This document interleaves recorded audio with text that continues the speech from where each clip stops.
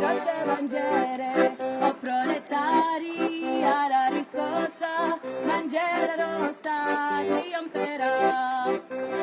Bandiera rossa deve trionfar, bandiera rossa deve trionfar, bandiera rossa deve trionfar, e viva il comunismo e la libertà, avanti il popolo alla riscossa, bandiera rossa, bandiera rossa. But I had two people on the list who've disappeared, but I'm going to ask whether they want to come in. It's Merup and Karina. So Merup, do you still want to come in? Yes, I do. Do you hear me? Yes, go ahead, please. I was thinking just that there are too many for the time left for our discussion. It was a very interesting presentation and a very interesting discussion. I have to say I'm coming from Cyprus. I am together with Themos, Sodiris, Panagiotis. We have the left-wing group.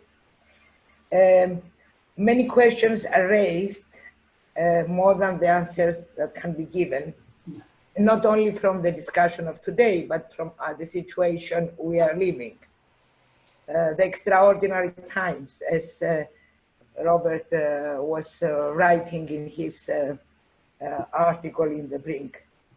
The lockdown, I'm not going to speak the economy because I'm a physicist and not an economist, but I can have my, how to say, the common sense to understand things of the economy. But mostly I am, what I want is the social issue, the social issue of this corona pandemic. We have been locked down in Cyprus, exactly as it has been said by Michael Roberts, just because our government wanted to show that they are protecting us. With only 2.7% of the GDP given as expenses for healthcare in Cyprus in 2018, it was sure that they would just lock us down. A bit of what would happen if there were people infected more, not that many, but more than the capacity. The question is, and I understand that it is not only Cyprus, the question is, the lockdown was because they could not cope with the deaths that would come. Immunity has not been gained, therefore. So we are healthy because we are locked up. We are not immune. It is not even sure that cases that had the coronavirus are getting indeed immune for the next wave. And my question is double. Now they are going to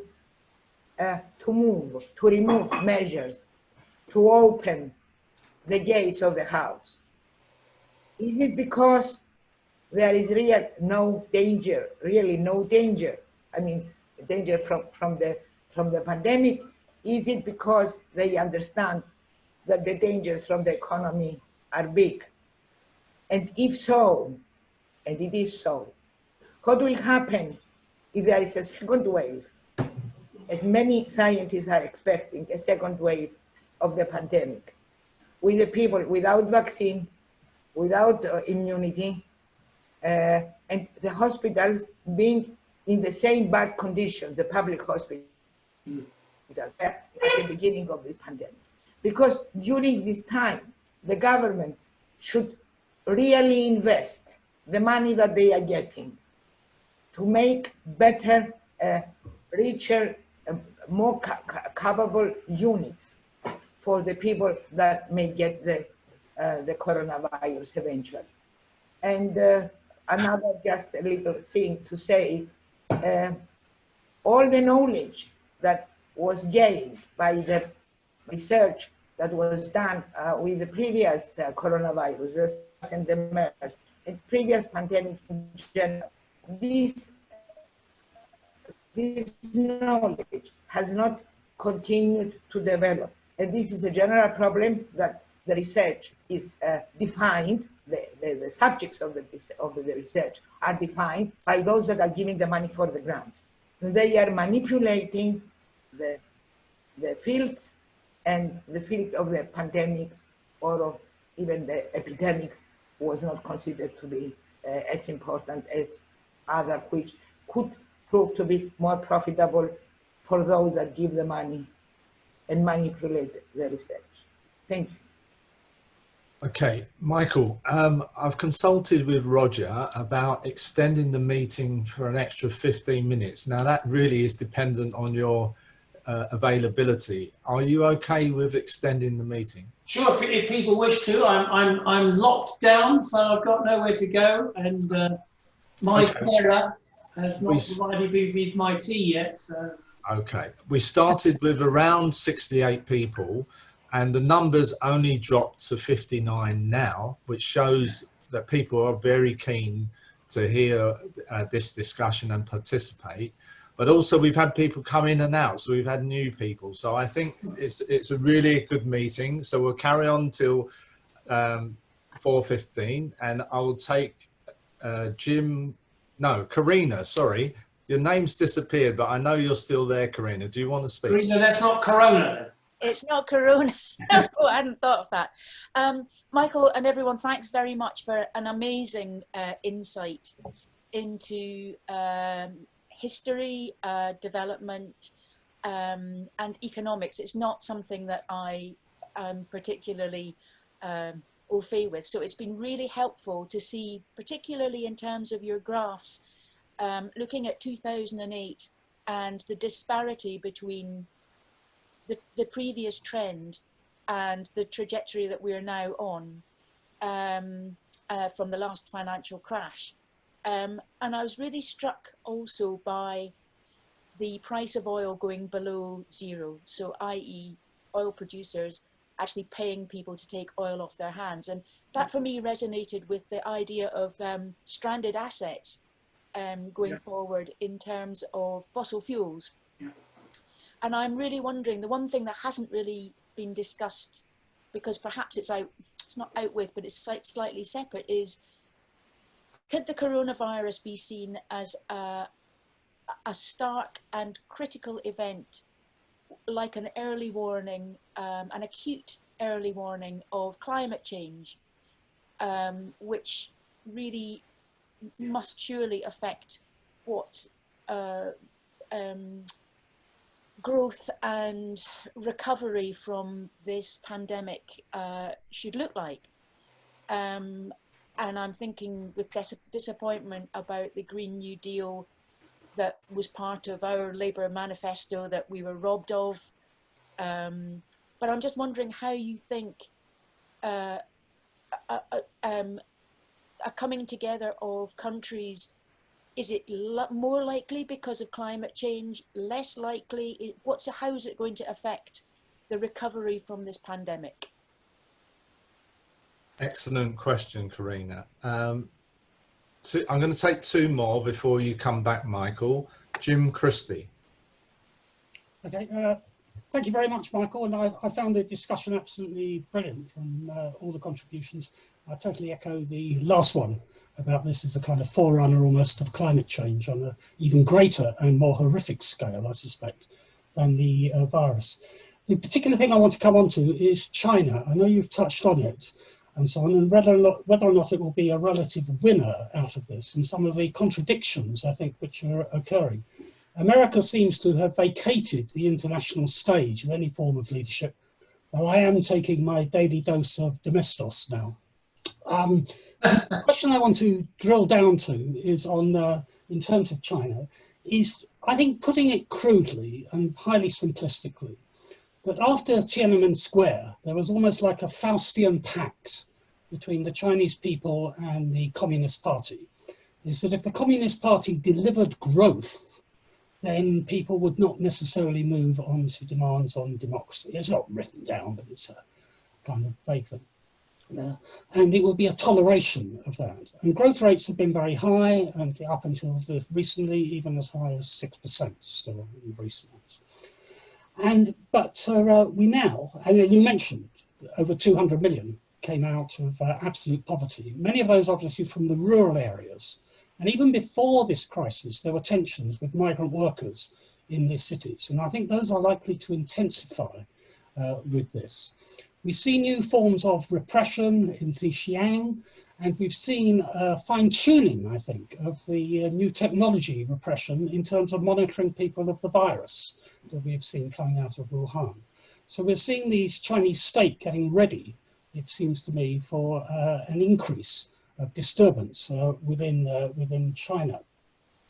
And growth has now collapsed. Now, whether it will return is another matter, but I noticed that the Chinese regime is no longer even giving a forecast for the coming year in terms of growth, which is highly unusual and so on. The other one is that the switch to the internal market, the Made in China 2025 switch there is fraught with difficulties, given the actual nature of what's happening in growth.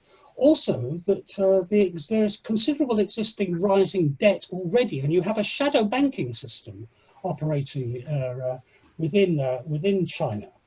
Now, China has given less stimulus than almost any of the other major countries to its economy. It's around about 3%, I think, of GDP, and nothing like what they did during the infrastructure program that they initiated after the financial crash of 2008. Now, some of that's covered by costs already. State assistance goes from the Chinese state through to the state-owned companies. But I think China has been very cautious about how they will emerge out of this, and are looking very warily, I think, of what will happen in the international market. And although we do have the Belt and Road system, which may well increase, that is still funded by debt from within China. Those countries are borrowing, in a sense, from China. Sometimes China will even take territories from countries such as Tajikistan. So it's a question of how they actually manage to do this. The other factor that China is doing, quite clearly, the Chinese companies are doing, is they're actually buying up a whole number of zombie companies in the West at the moment, despite issues from the EU issuing a recommendation not to do so in other national governments. So the question is, how is this going to play out, and particularly with the struggle with the United States, with the new Cold War. I mean, this predates the Trump administration by many years, but it is intensifying. So just a couple of points to consider in terms of the future of China. Just one more question, Michael. Themos?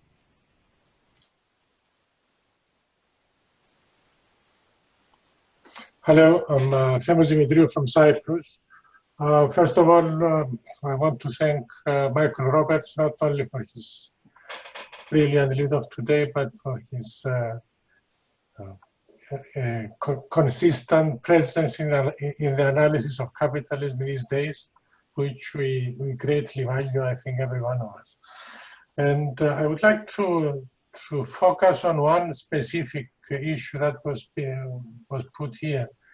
The question of Keynesian policies, which I fully agree with Michael Roberts that Keynesianism as a remedy for capitalism is nonsense. It cannot do that. And it can only be very short term, and it's getting shorter and shorter term as capitalism develops.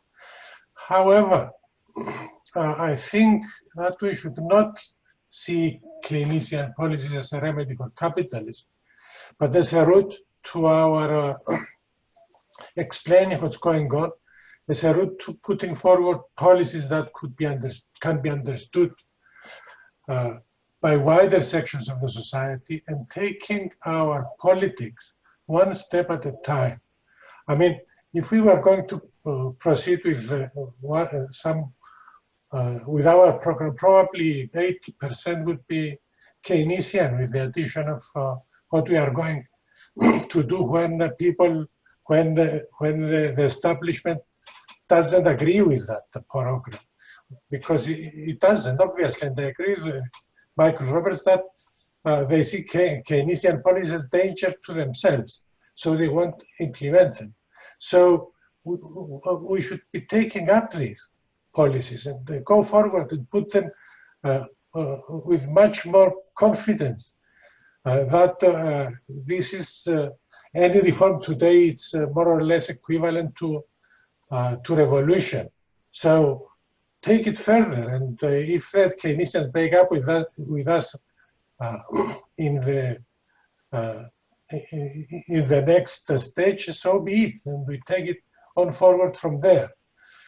But I think it's wrong to start arguing of the pitfalls of Keynesian policies further down the line, when there is nothing further down the line for capitalism.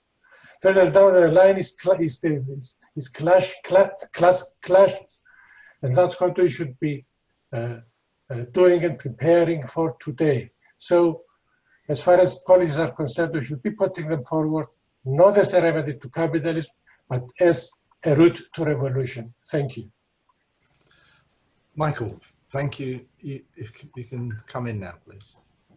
Well, thanks everybody for all the very good questions you presented. Well, I haven't answered them all. I had loads of questions sent by Roger in advance of the Zoominar.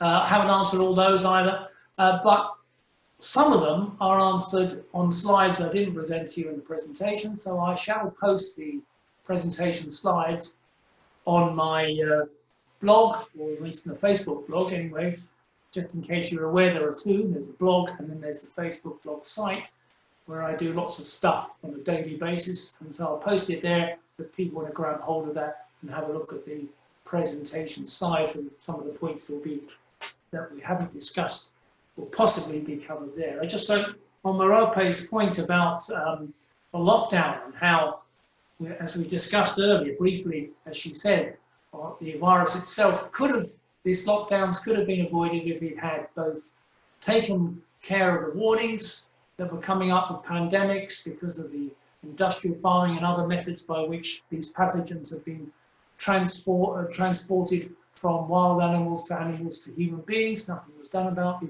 potential of these pandemics. No preparation was made.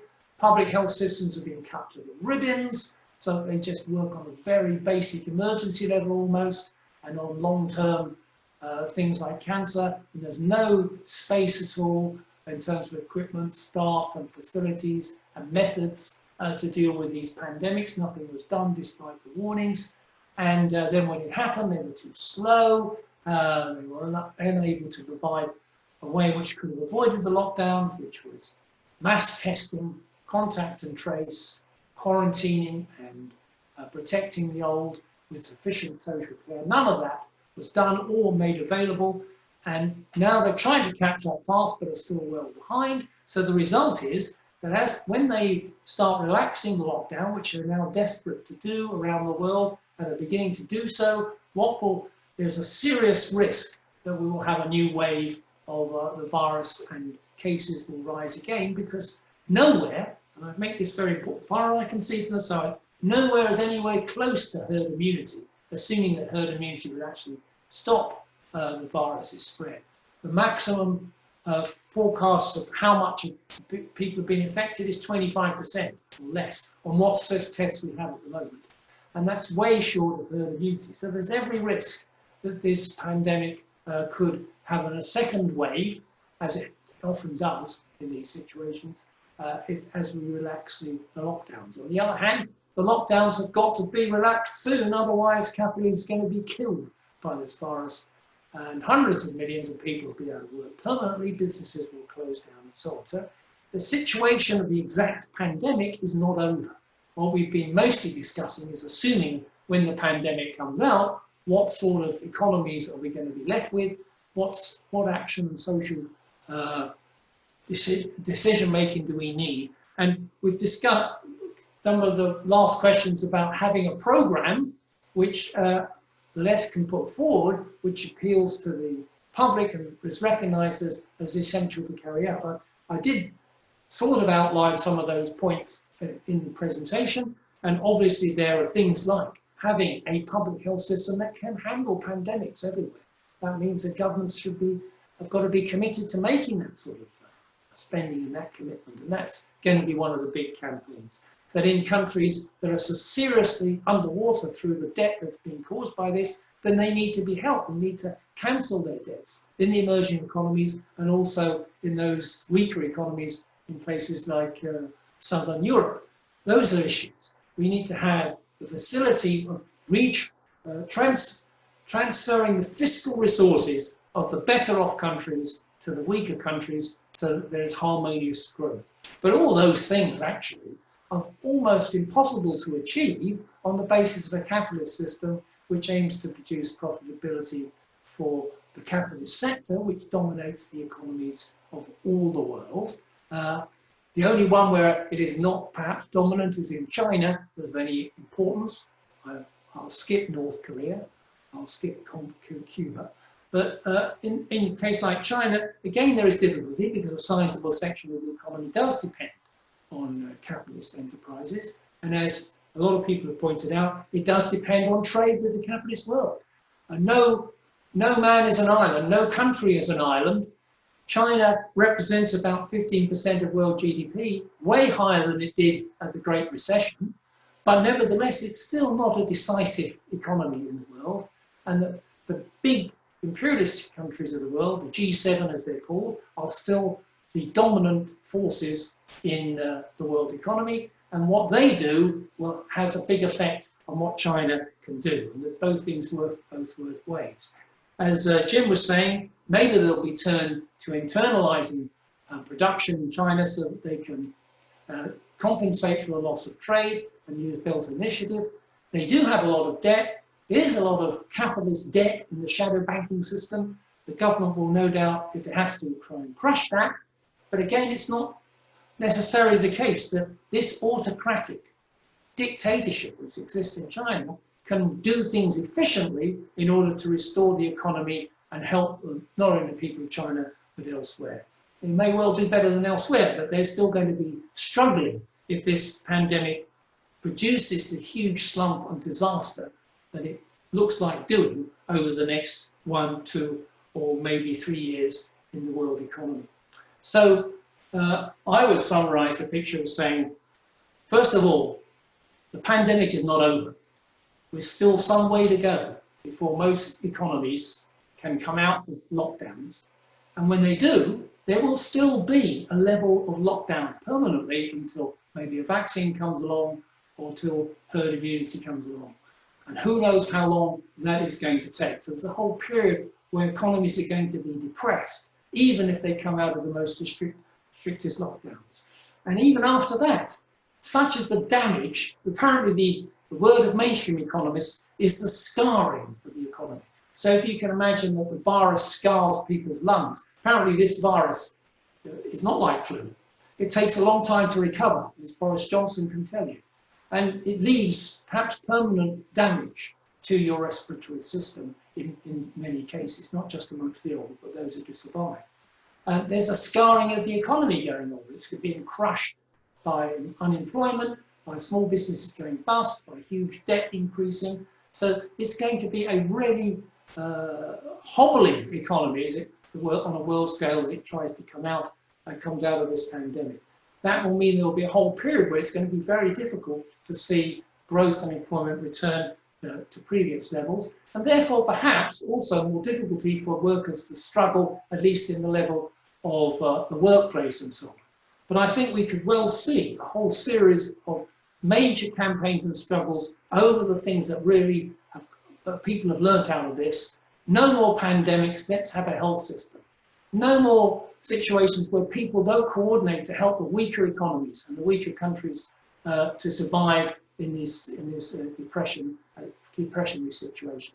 And if that's not supported by governments, then I still think there's a wide measure of support, there will be, within the labour movement, Keynesians and Marxists, and the wider working class for such a demand over the next period. And that's perhaps where we should be directing our attention as we move towards the coming out of this pandemic, working out, as some comrades have said, working out a programme which we know will really hit the nail on the head for what people see as necessary to change in the future. Thank you, Michael. With your permission, I'll just take 3 more speakers two are from different continents on the planet that haven't asked the question. Is that all right, Michael? Yep. Yeah, sure. That was my brilliant summing up there, you see. I'm sure there's more brilliance available. Joe Duffy. You hear me now? Hi there. You hear me, Dave? Hi, Joe. Yeah, okay. Yeah, just going to return to the idea of or the concept of death that's unsustainable. Because that word is used an awful lot, unsustainable debt. Now, if you explain that it's actually sustainable, economies can grow. Yeah. If economies can't grow and grow sufficiently, the debt outstrips them. So therefore, going back to the other word we use an awful lot, unprecedented times. At the moment, unprecedented times is a phrase we hear every time we turn on the radio. What was the phrase again, Joe? I say the phrase unprecedented times. Unprecedented, yes, that's the word. So from the point of view of the ruling class, they will be prepared to do anything, including stuff that was unprecedented, to survive and preserve the system. So therefore, the question I'm asking is it not a case that given that debt and the way it's rising is unsustainable, can there not be some kind of creative, from their point of view, and from an economist's perspective, creative recalibration of the debt, a sort of a mass forgiveness, a COVID forgiveness of debt program, right? Where there's huge writing off, whether it's 50% of debt, in some countries 75, 80%, stuff that's, as far as the ruling class is concerned at the moment, is can't count on the idea. If it can be recalibrated, can the system survive that way with compensation only on the basis of proven need? Now that's opening up a whole can of worms. That's a phrase they don't like to hear. That's a sort of socialist phrase, right? That's one point. And very quickly, the other point then is that if we are to gain any traction in relation to this discussion, given that dominant perception, even amongst people we might regard as within our orbit, is that COVID has caused this crisis, largely speaking. Like it's exacerbated everything so much. And really, the idea of a Green New Deal, green economics, the younger generation, we're mostly pretty old here, we're all getting on, okay?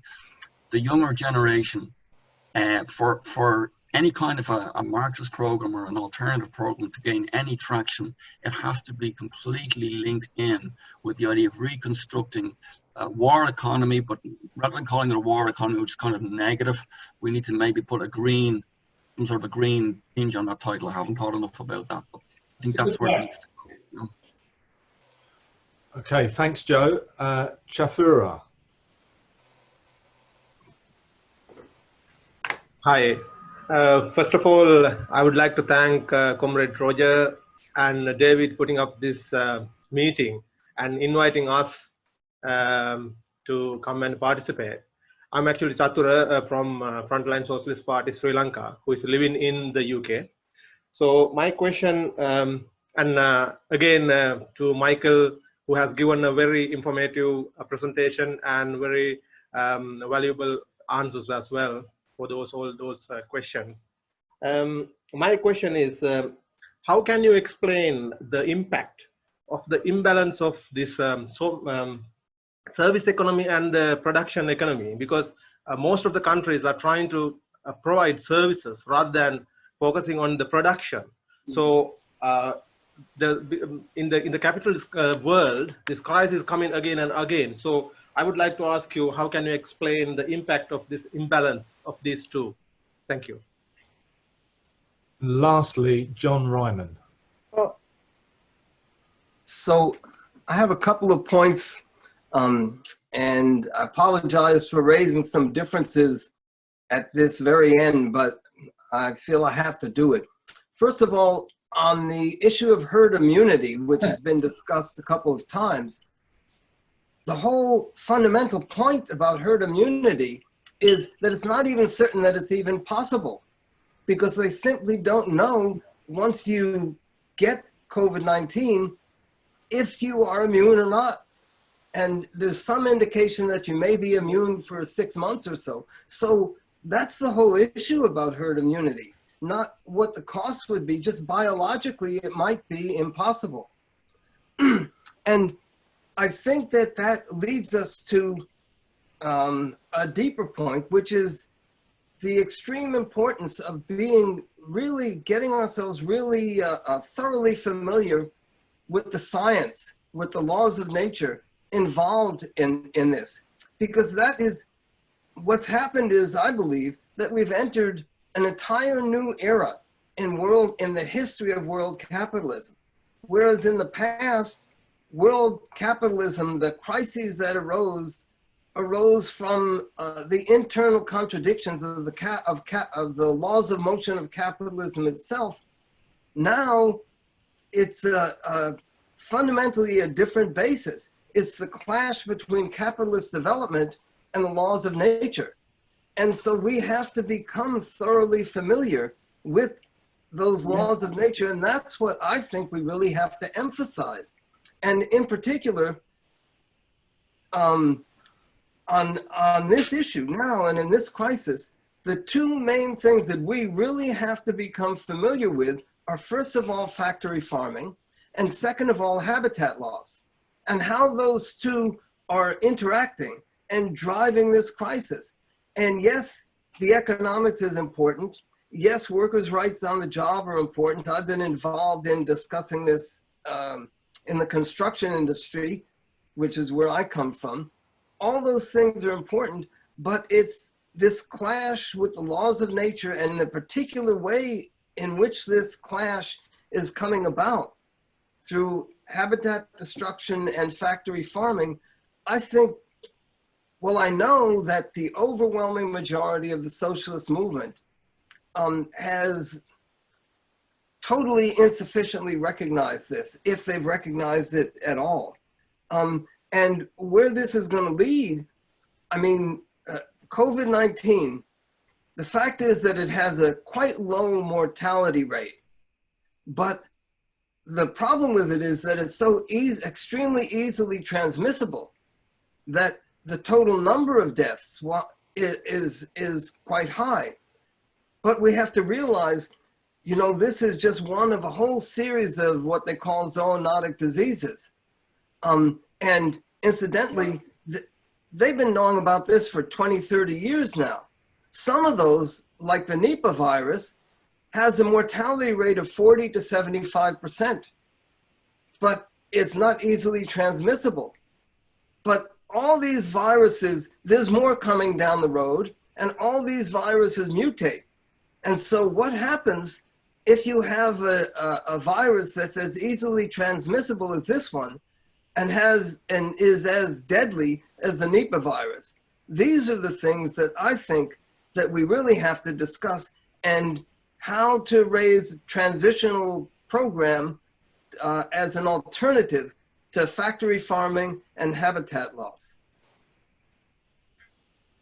Wow, that's some question. That's a comment, not a question. Sorry, yeah, that's some comments to finish on.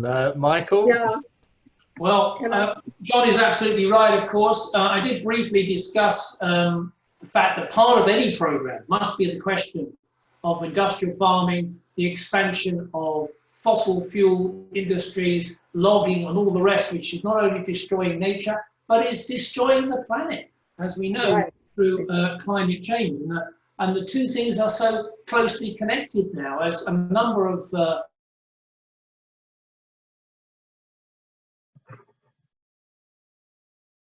better points than I can make as we go through this discussion, that climate change and the pandemics are combined together as a product of capitalism, not only exploiting working people, but exploiting nature to the point of the extinction of nature and possibly of humanity if we continue down this road. One of the features of the skeptics' view on the virus is that they're very often the same people who are totally skeptical about climate change.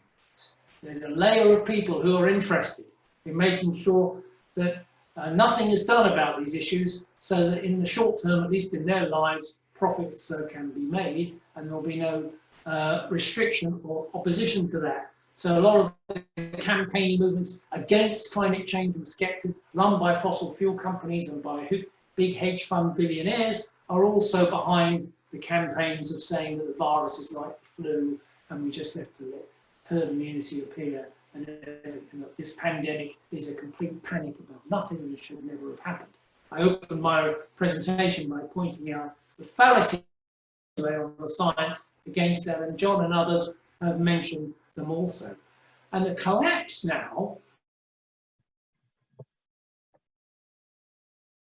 and all those who use fossil fuels at the moment, has opened our eyes to what a better world we can have. A clear sky, no pollution in the cities, rivers with animals in them, animals walking through the cities, it seems, when there's no people around, but at least fresh air and the environment dramatically improved, at least for this brief period of time when all this fossil fuel energy production, carbon emission production, has been reduced drastically. Yes, there's one asset. I don't know if you know what that means, but in the energy world, there are stranded assets. Coal is mainly a stranded asset. It is no longer profitable mining coal because the price of coal is too low, and because it emits so much, it's something that's being cut back, so it's going to become a stranded asset. Fossil fuel is not one yet, but it's an indication of what could be the case if we organised our energy production and through environmental controls and move towards renewables and other ways of. John and others have pointed out, moving to a position where we have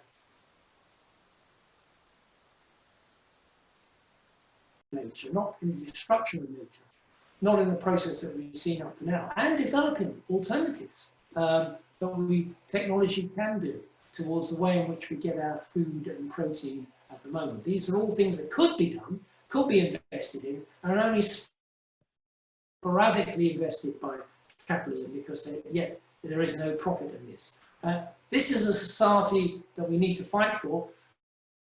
You're quite right, we don't want to call it a war economy, the plan to get us back to a society which improves, or even I would say just a green economy, economy that aims at meeting social needs, both of people, humanity, and also in harmony with nature.